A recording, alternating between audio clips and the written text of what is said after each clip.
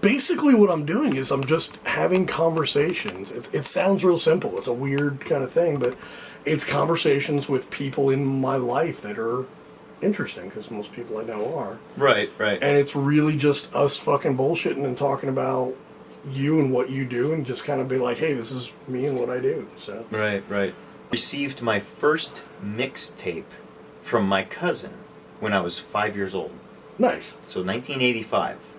And it consisted of White Snake, Slayer, Metallica, Megadeth, like all the 80s bands that were out. It was a mixtape because my cousin loved metal. Yeah. And he was older than I think he's like 10 years older or something like that. I don't recall.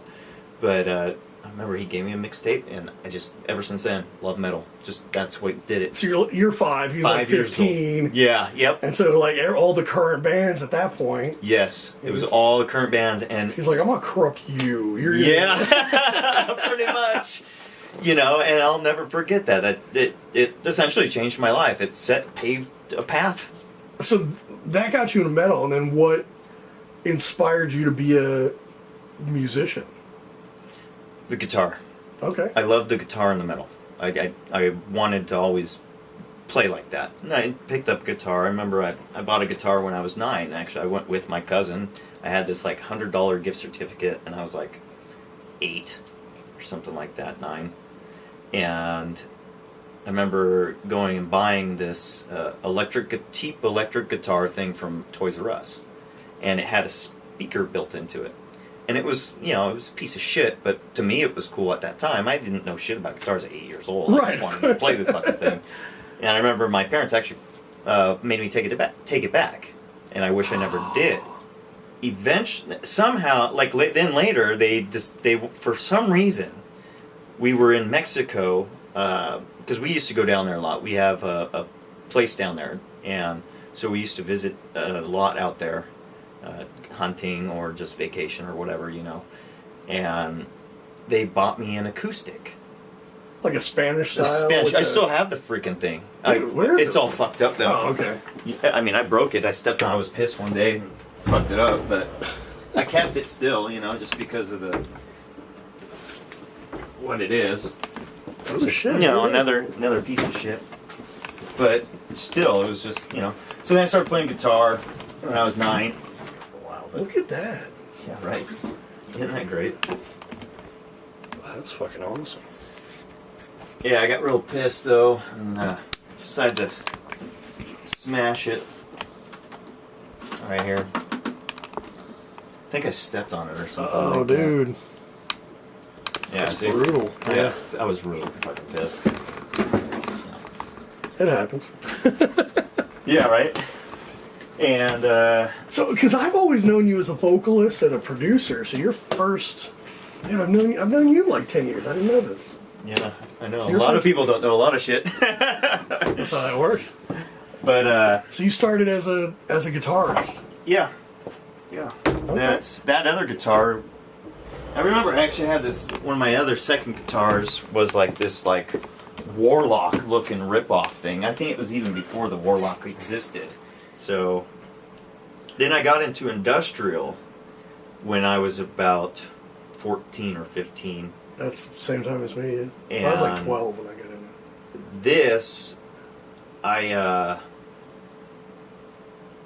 was in a mental institute for about a week, which isn't... New message is received from Mom.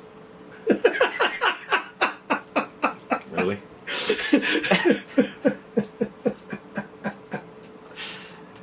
I just turned that on just to check it out to see how this works, and it's like...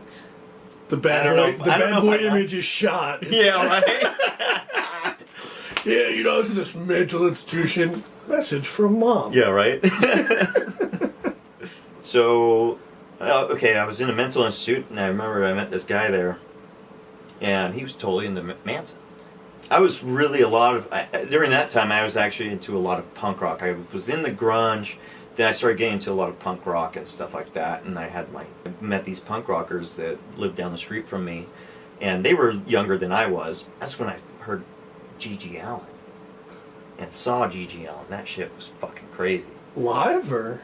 Well, no, I didn't Yeah, get. wait, No, wait. I was too young. Yeah, I was no, gonna say he died. but I used to go to Coos Cafe, and Coos Cafe was rad because all these punk rock bands now that you have to pay like $50 to go see or whatever, they all played there, and it was like $5, and I was like a little fucking kid. That was awesome. And I grew up there, and it was cool. Like you could, we used to drink there, and it was like this known thing that the cops will come through, but they let them know when they were, and we would kind of like everybody would sit up against the wall. They'd get rid of all their beer, booze, cigarettes, or whatever, and just sit there, and the cops would go through and just check everybody out. Then they'd leave, and then everything would start again. It was the weirdest fucking shit, man. It was weird. Anyway, this guy, Kenny, he had this band, and he was doing kind of like that Manson thing, and I'll never forget. Then he, somehow, this chick gets in there, and they knew each other. And he kept coming into my room, because my room could see her room. Plus, we just got along. We were just fucking freaks, you know. We got along or whatever. He's a cool dude, and I remember he would just like tell her to like lift up her shirt. He would just sign it at her, and she'd fucking do it. She'd like, you know, he'd be like, oh, like this, and then she'd bang herself and wipe it on the glass and shit like that. It's like, oh, whoa.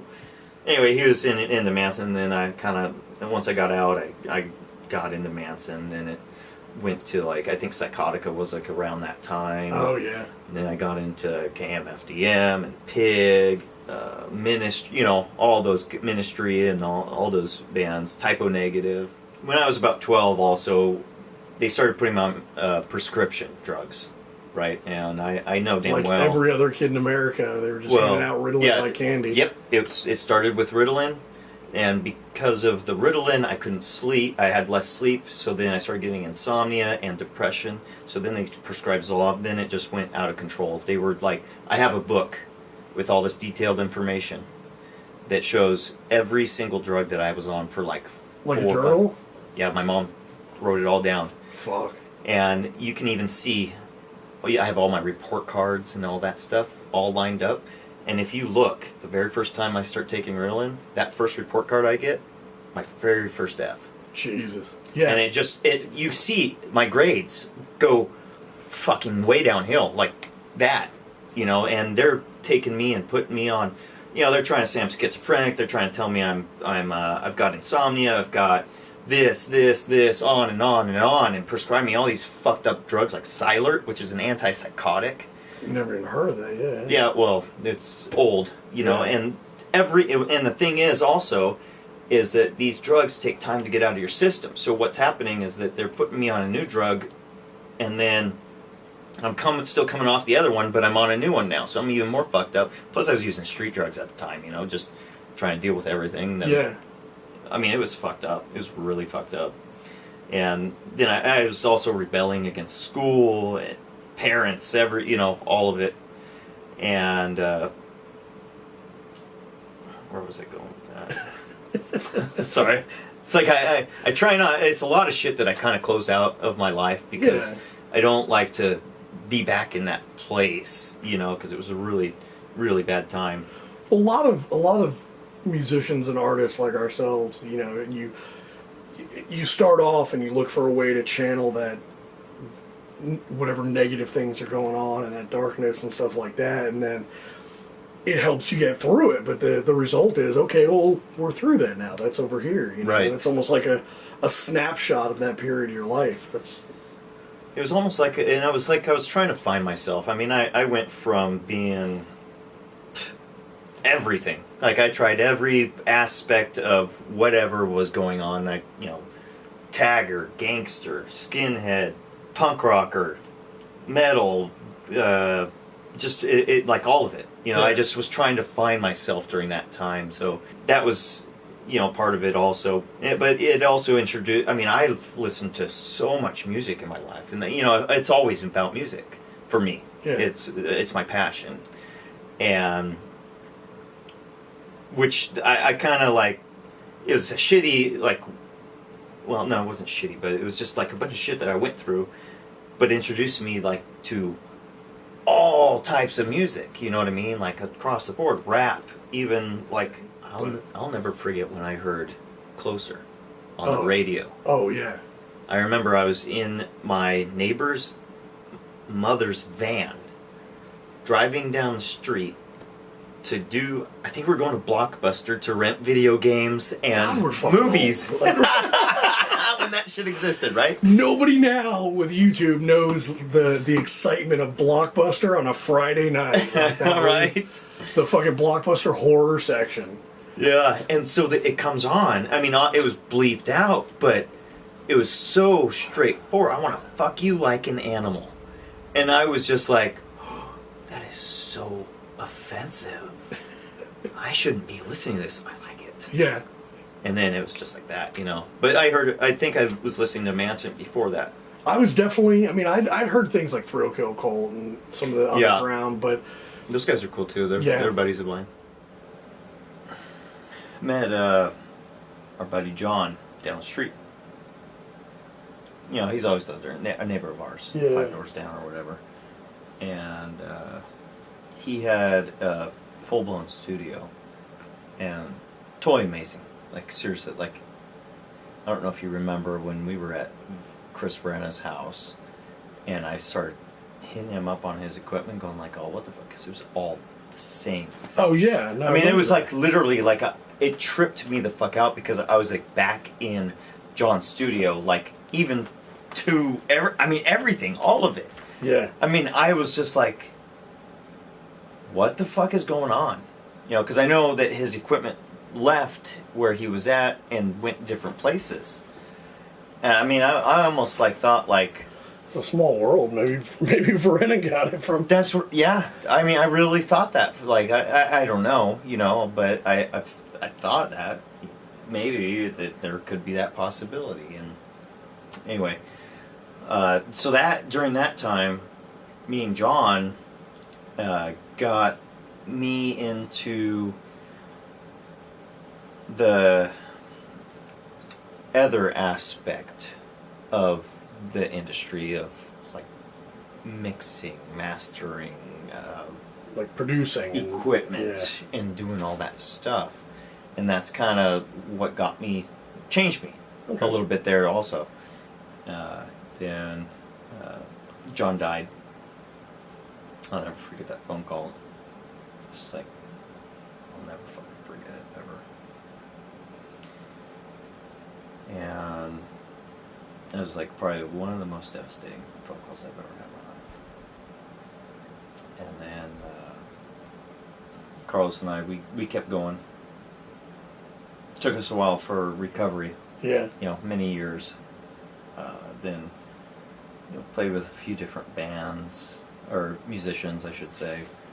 Doing vocals and.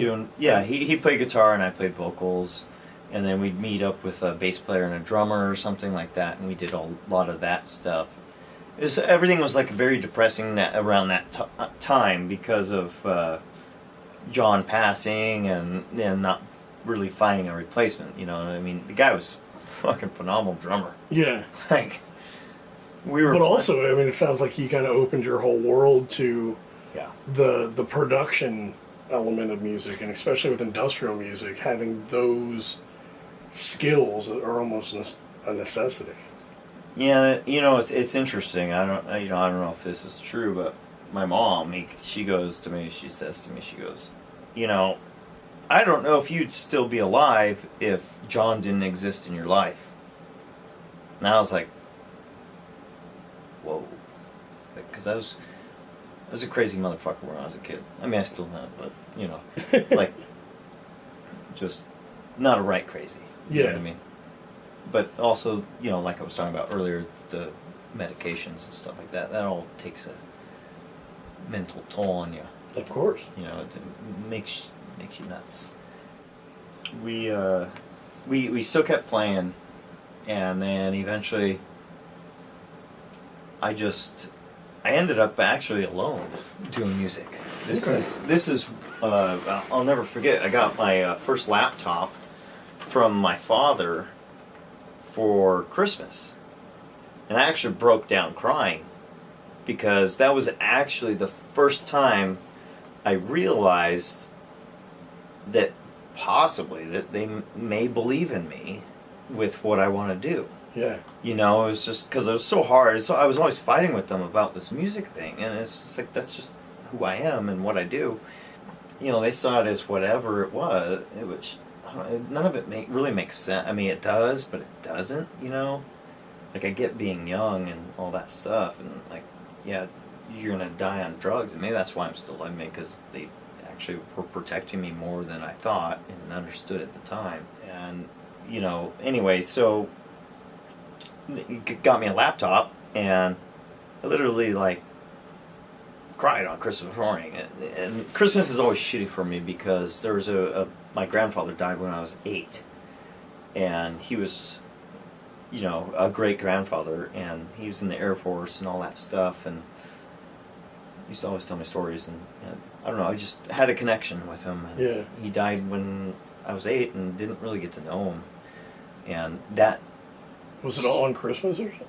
Or- is right around, yeah, it was right around Christmas. Gotcha.